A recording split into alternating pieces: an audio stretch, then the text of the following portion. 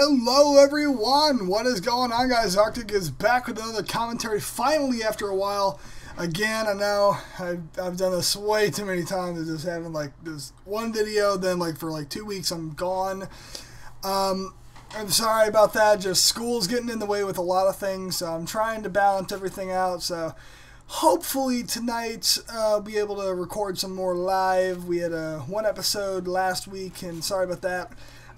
It just went so badly that after the recording, I started editing it. I'm like, this is just way too bad. We played Minecraft. Nothing really happened much that was really entertaining. So I just decided to scrap it. So we'll be playing probably Spartan Ops or something else with Halo Forge.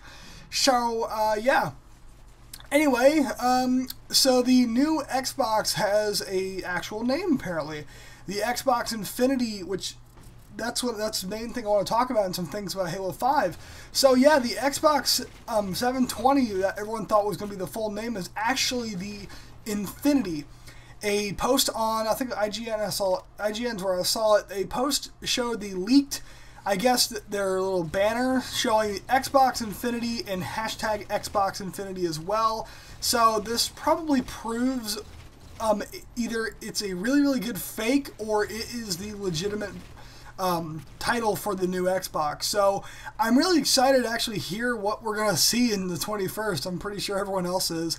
I mean, like, I just have I have like the highest hopes ever since I just heard that the always online functions were actually debunked from an article saying that there's an email to all the people working on the Durango, as it was called, saying that it will try to harness the single-player portions of gameplay for people who do not have Xbox Live, trying to make that a little bit better for players who do not have internet connections or have a poor internet connection. So just kind of give them a better, just gives them better everything with their games and what they're actually getting out of it. Because I mean, you're buying a $60 game, and if you don't have the internet, I mean, all you have is the campaign. After the campaign, you might be able to play some multiplayer with friends, but that's about it.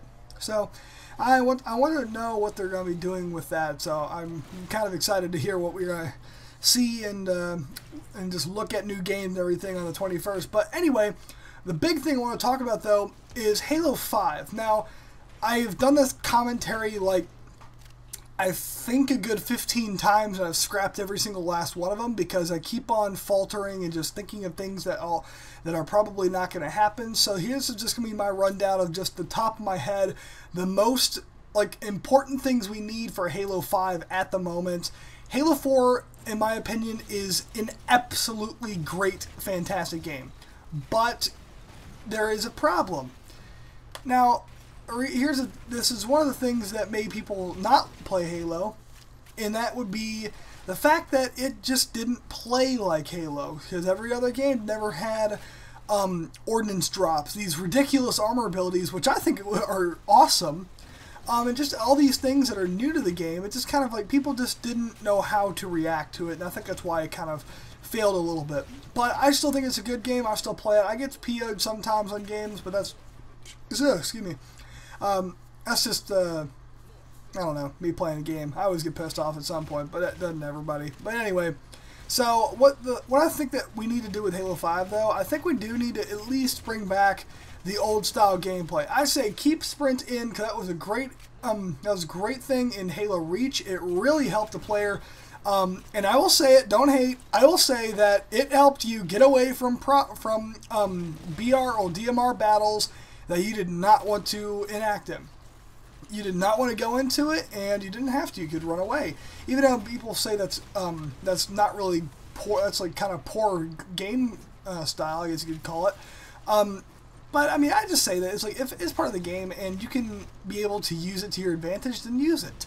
And I know that that's kind of a hypocritical statement for me because I hate armor lock and that was part of the game. But anyway, back to what we were talking about with Halo 5. So I think that what we need to do, though, is keep like a Halo 3 style gameplay of having no loadouts, but keeping the loadouts, well, keeping like armor, like you get to be able to set what armor abilities you want to use.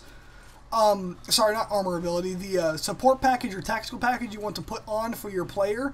Not having like multiple loadouts on what you want to do, but just like different I don't know, just different, let's say like just skins for your weapons for whichever you start out with. And then also like what support package you want to use. I mean, like those were, I think, were a great extension to Halo 4. That really helped a lot of the gameplay. I know dexterity and mobility are like the most top-notch uses. Like, I mean, I use it all the time in this game, and I love them. So I hope to see them again in Halo 5. But although with even though they were part of the loadout system, I think the loadout system should be scrapped for the most part, but keep some key points in there and keep just the weapons on the map, and then everyone else spawn with the same weapon just to kind of balance it out, make it symmetrical in the game style. Doesn't have to be symmetrical on the map, just has to be symmetrical with everyone having the same weapon and everything like that. So it just works out that way. And then also power weapons, I mean, with power weapons, it's kind of a hit or miss with me. Because, I mean, I like ordnance drops for the most part, but then there are some times where I do not like ordnance drops, like the fact that you can get, like for me, I get a bunch of kills, get my ordnance drop, get a pretty good perk. Get it again, I get something that's even worse than the first ordnance drop. I mean, it makes no sense. So either tweak that and make it work a lot better, like use armor abilities on map, which I'll talk about in a second. But put those in ordnance drops for like for just the player ordnance drops, and then keep initial ordnance drop, because I think those are really, really cool, just to give a good story to Infinity, how they drop in all the ordnance for all the players. So I think that should be still in the game. I think it's a great thing for Halo 4. But anyway, like I said with the armor abilities, one thing I want to see though is from Halo 3 we had equipment, which was amazing. I love the equipment of Halo 3, but now let's think about this. Take the equipment and then replace them with armor abilities from Halo 4, like being able to use, I don't know, like pick up a thruster pack from start, use auto sentry, have a hard light shield in the middle for both bases, different things like the overshield worked, how like the overshield was in the middle, Gravlift was in the middle of sandbox, or how like the trip mine was part of sand trap, and that really helped a lot. So just different things like that to mix up gameplay in the midst of having a Halo 3 style. So I think it'll be an interesting, but I mean, it seemed like it would work pretty well. I mean, Halo 3 was like one of the best games for the Halo series besides Halo 2. I still think that's my favorite. But yeah, so I really am excited to see what we're going to be seeing at E3 this year, to see if we're going to see anything with Halo 5 or Halo 2 HD, maybe, hopefully. But yeah, so that's really it, you guys. Stay tuned for more Halo Fix commentaries and anything like that. I'm Arctic, and peace out.